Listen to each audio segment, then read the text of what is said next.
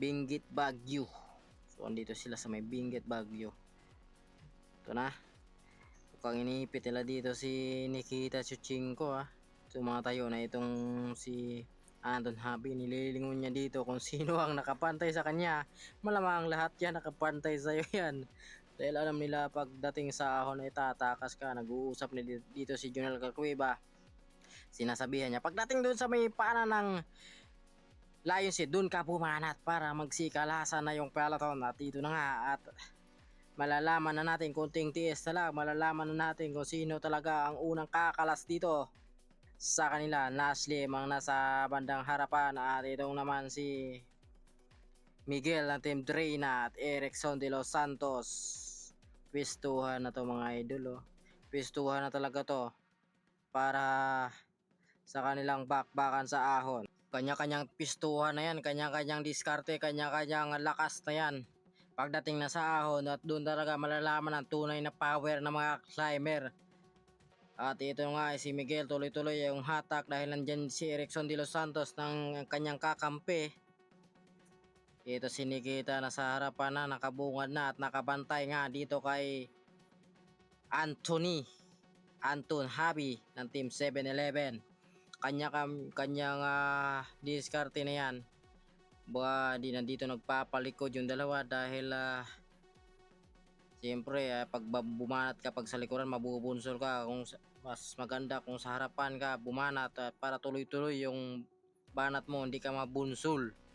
Pag wala talagang nakaharang sa'yo pag nasa harapan ka na.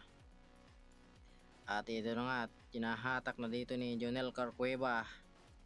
Tuloy-tuloy na yung hatak ni Jonel Carcueva. Nakatutok naman itong si Anton Habi at saka itong si LCW na si Nikita na yellow jersey.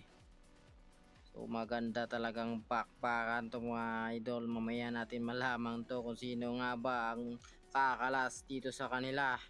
So marami nang kumalas dito sa peloton konti na lang sila dito. So almost 50 na lang siguro yung mga riders na. White mix. Mamaya ho, babalikan ho natin. Nakadilaw, Nikita Sulchenko. Halos 2 minuto, hindi, 3 minuto, no? Ang pagkakaiba nila, no? Ang kanyang lead over Antoine. Kilometers, talagang papasagin na nila yan. Pero ngayon ho, ayan, sama-sama pa rin. Napakaganda na nagiging pagpadyak, napakalaking grupo. Sacrifice na dito si Jonel Carcueva para kay Anton Newby na kung saan siya ang nagdo-domestic na talaga dito dahil pagod na rin si Daniel Gold sa pagtrangko dahil sa patag dinadala hanggang makausad sa ahon at hanggang sa inabot nila yung mga nasa breakaway at hindi pa rin talaga ito. Talaga nagpapaiwan itong si Nikita Sulchenko na kung saan nakadikit lagi dito kay Anton Newby. Jonel Carcueva pa rin sa ating harapan ng peloton habang nandito ng pangatlo dyan. Etong si Nikita Sulchenko, pangalawa dyan si Anton Newby na kung saan talang dikitan yung kanilang labanan ngayon. So, at ayan na nga, tumatayo na ang ating mga siklista dito. Makikita mo kung anong pagod na ang kanilang pinagdaraanan nito. Kasabang Danji. Ito na nga yung sinasabi ko, Coach Alan, medyo pumipiglas-piglas na itong ating mga siklista. Umaagat na itong si Rosturin. Ito nakikita natin magbabadyan ng kumawala itong si Rosturin dito sa ating main peloton. Sino kaya dito ang susunod?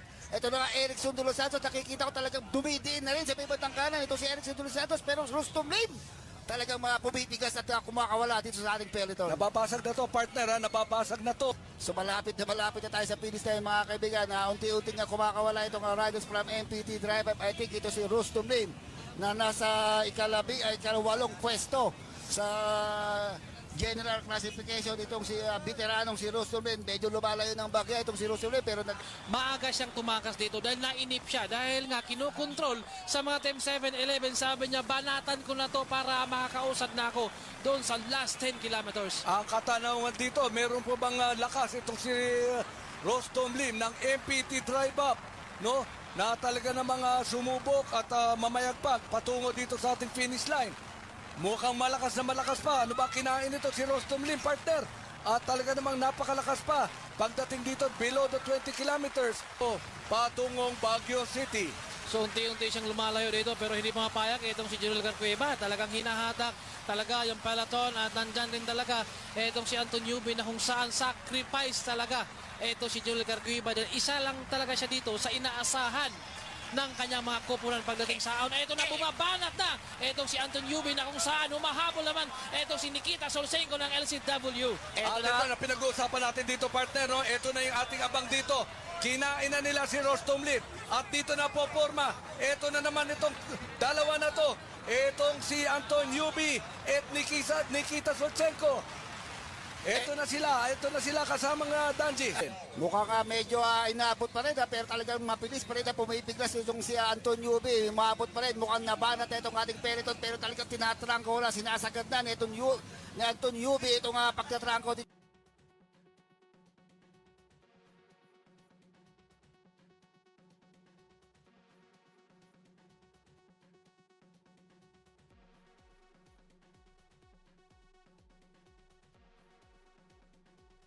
Nitong si Anton Newby ng 7-Eleven. He is a French rider partner. Nakasama namin kapon ang hinihingi. Pizza lang. Yun lang kanyang kakainin. Just give me pizza. At yun na nga ang kanyang kinain kapon. Talaga napakalakas. Baka meron talaga sikreto ang Pizza Pie partner. This is already very near the Lion's Head. And in just a very short while, partner, tayo ilalanding na dito sa John Hay Hotels kung saan nandito ang ating finish line.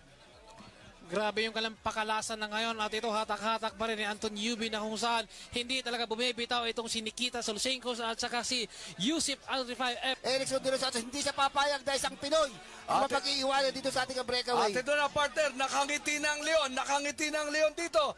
Welcome na tayo. Ibig sabihin, 10 kilometro na lang ho ang aabangan ng ating mga cycling fans at nandito na tayo sa finish line. Ito na siya, partner, nakangiti na. Welcome to Baguio City. Talaga namang very historic ang ating ginaganap na MPTC Tour of Luzon. Dahil palapit na tayo ng palapit sa finish line. At ayun, namamayagpag pa rin. Kasamang Danji, kasamang Gomer. Itong si Anton Newby. At nandyan si Nikita Solsenko. Yusef Ibrahim, partner, medyo naiiwanan ng bahagya. Naiiwanan ng bahagya.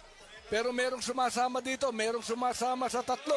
Si Erickson de los Santos, mga kaibigan, ng dire na Orion Cibet, itong kumakapit dito sa ating dalawang big guns na si Nikita Solsenko na Anton Newby. Medyo umagwat na ng bagya itong si Anton Newby pero humahabol pa rin itong si Nikita Solsenko sa pag-iiwanan ng bagya. Erickson de los Santos pero patuloy pa rin na humahabol itong si Erickson de los Santos. Hindi pa rin talaga nauubusan ng gas na baon. Ito, matindi pa rin ang nagiging akyata natin dito. Ito ang ahon kung saan meron isang pakanan, pakaliwa at meron pang isang matinding pakaliwa. Pero kita mo naman, partner, parang umaatake. Itong si Anton Newby. Lumalaki ang nagiging agwat dito kay Nikita Solsenko. Ito na at unti-unti na niyang pinapakalas talaga itong si Nikita habang si Erickson naman dahil lumalaban dito sa ating mga foreign riders.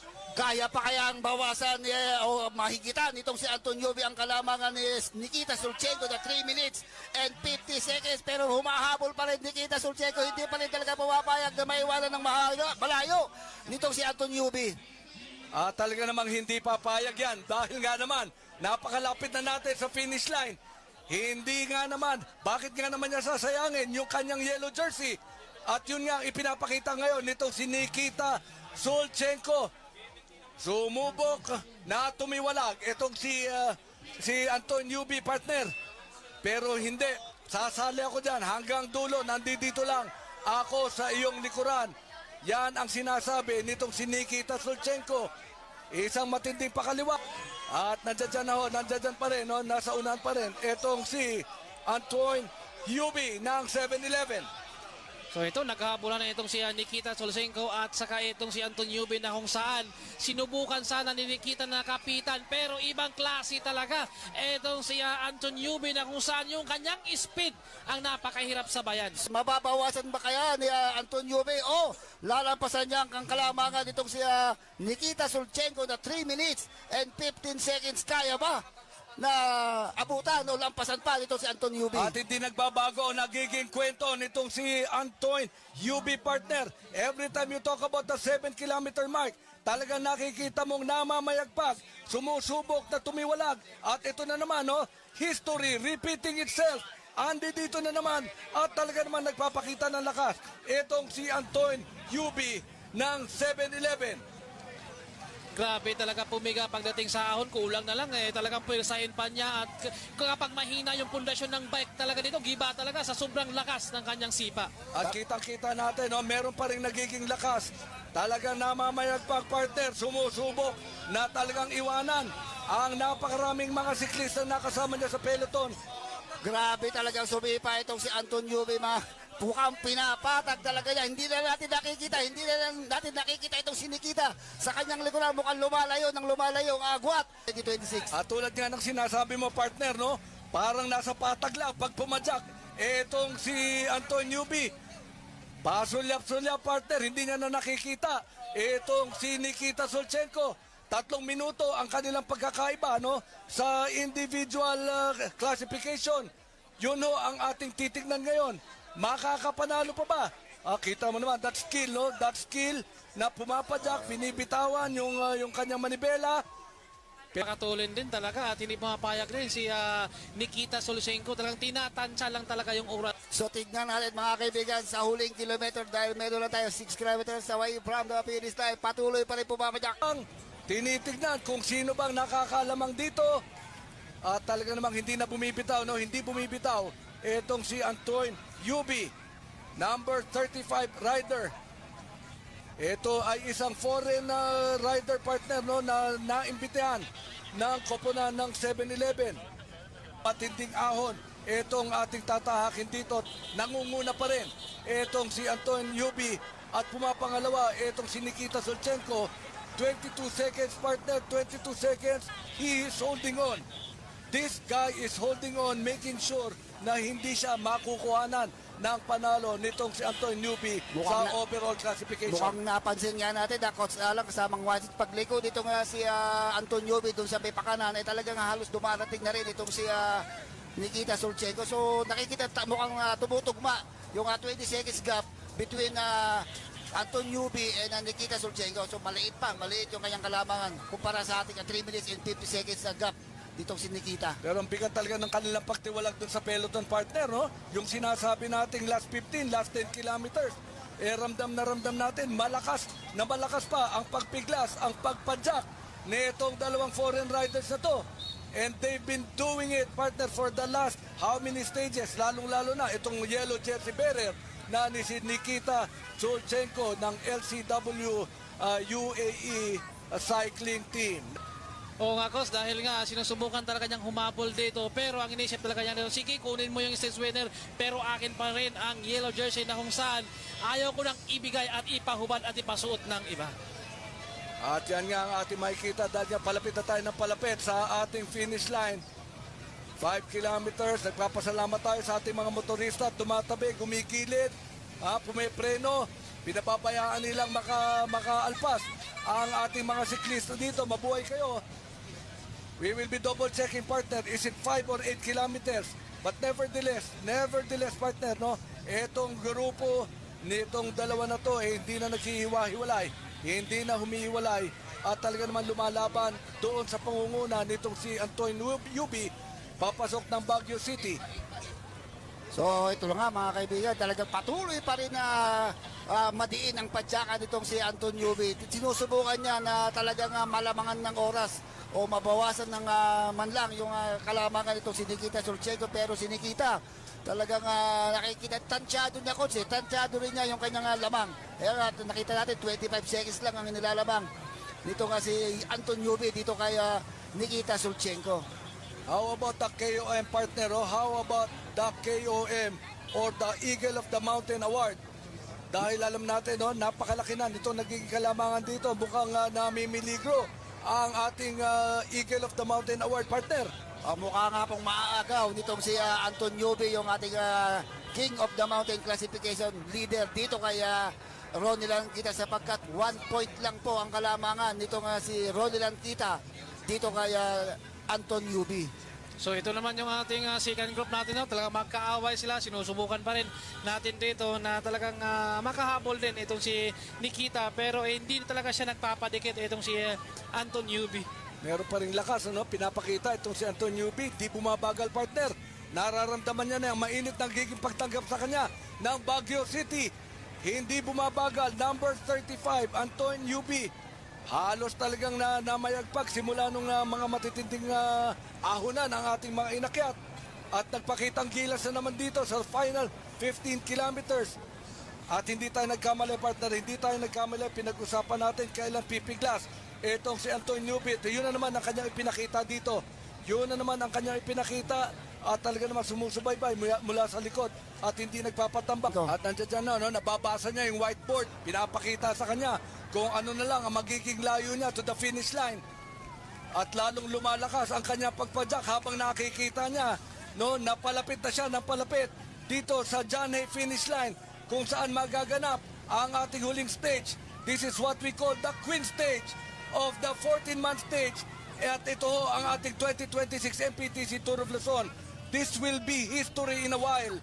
Pero nakikita ho natin talagang na matindi ang nagiging pagpadyak dito at malakas na malakas pa itong si Anton Yubi ng 7-Eleven Click Road Bike Philippines. Pwedeng maagaw ito, Kos, dahil last 7 kilometers to the finish line pa. Kumbaga lumamang na siya ng 1 minute. Kumbaga kaya pa yung agawin, pero hindi rin talaga ito ay tumitigil. Kumbaga sabi niya, sige, unti-unti lang tigang at dikitan. Hindi na So meron na tayong last 6 kilometers away from the finish line. Madadagdagan pa kaya?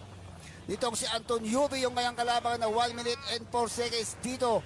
Kaya Nikita Solchego habang papalapit tayo sa finish line talagang nakaka-excite. So tignan natin, ito mukhang ito yung ating third group. Rider number 47 ng Go for Good, Renz Michael Bondok. I think MPT drive up yung isa na si Naslim. Ayan yung mga malapit na naghahabol dito sa ating kay Nikita Solchego at hiwa-hiwalay na nga itong ating mga peloton ito sa harapan. 181 kilometers so ang atin nung binaybay ngayong araw, and we are down to the final 4 kilometers. Ito ho yung chasers group natin. 4 lamang ho to, no? Sumusubok pa rin na makakuha ng magandang oras dito. Pero ang ating katanungan dito partner, kaya pa ba nilang humabol dito kay Anton Yubi na napakaganda nagiging pagpadyak?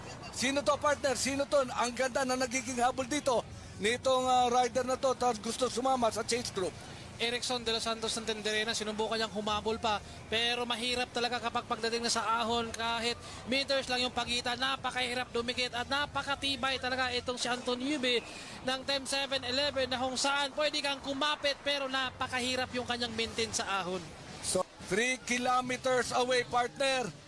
At talaga namang lumalaki, nagiging kalamangan dito nitong si Anton Yubi. Is it all safe to say that it's gonna be Nikita Solchenko? The answer is no.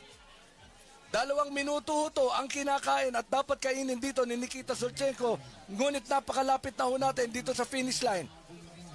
So, ang kailangan kainin na oras itong si itong si Anton Yubi kay Nikita Solchenko ay 3 minutes and 50 seconds mga kaibigan. Napakarami ng mga naghihintay ng mga cycling fanatics, cycling fans dito sa ating sa finish line. Sino kaya dito ang unang tatawid? Nikita Solchenko, Anton Yubi, mababawasan ba yung oras o maagaw yung ating yellow jersey? Patuloy pa rin talaga na lumalaban itong si Anton Yubi na kung saan gusto pa talaga dagdagan at saka yung speed niya, gusto pa talaga niyang tayuan yung kanyang bike rito para makakausad, pero hindi pa rin talaga ito talaga bumibitaw, talagang patuloy pa na lumalaban itong si Nikita Solchenko na kung saan ay iniisip niya dito na sana ay akin pa rin ang yellow jersey. At yan ang ating aabangan dito partner. Yan ang ating aabangan. Ngayon pa lang lumiliko sa Panabenga Park. Etong si Nikita Solchenko, lumalaki, nagiging kalamangan ni Anton Yubi. Kamontik ng dumiretso partner. Kamontik ng malito. Etong si Nikita Solchenko. Ayan o, nakikita natin, Komisar Juan, June Lumibaw. Nandiyan dyan ho, sumusubaybay, ensuring the safety of our cyclists. It's been a total of 181.3 kilometers from Lingayen to Baguio City. And it cannot get any better than this, partner. It cannot get any better than this. Hold on to your seats. Hindi pa ho tapos ang boxing. Kukunin ho natin mamaya kung sino talaga ang mamamayagpag sa ating 2026 MPTC Tour of Luzon. Grabe, kaabang-abang yung ating Stage 14 na kung saan napakaraming tao nag-aabang, nag-aantay kung sino nga ba ang tatanghalin ng stage winner din natin rito. At syempre, ay na ang mga foreign. Tumatakbo na ang ating mga kababayan dito. Sinisigurado nila, matutungayan nila ang pagdating dito ni Anton Newby. Isang kanan na lang to, pababa. Matutungayan na natin, makikita na natin ang pagdating dito ni Anton Newby at papangalawa naman, no? It will be second. Itong si Nikita Sulchenko. Mawe-welcome na natin in a short while. Itong si Anton Newby. At ito yung huling paliko dito kung saan aabangan natin ang mamamayagpag ko. Abay, eto na ho, si Anton Newby. Last 200 meters to the finish line for Anton Newby, mga kaibigan, tinatayuan pa. Talagang malakas pa itong si Anton Newby. Last 150 meters away from the finish line for Anton Newby. Ito na mga kaibigan, talagang matarik pa rin itong kanyang rutang binabaybay. Makikita natin sa pagtawid, 150 meters. Ito na Anton Newby, sumasagot pa, baon na baon ito si Anton Newby. Ang ating stage 14 MPTC Tour of Luzon 2026 stage winner Anton Newby. Mga kaibigan, tutukayan na rin, nakangiti na itong si Anton Newby, ang ating stage 14 MPTC Tour of Luzon winner Anton Newby. Matinding pagkalasan sila sa ahon kanina. Sinubukan sana ni Nikita Sulchenko na kumapit pero hindi niya natiis yung maintenance.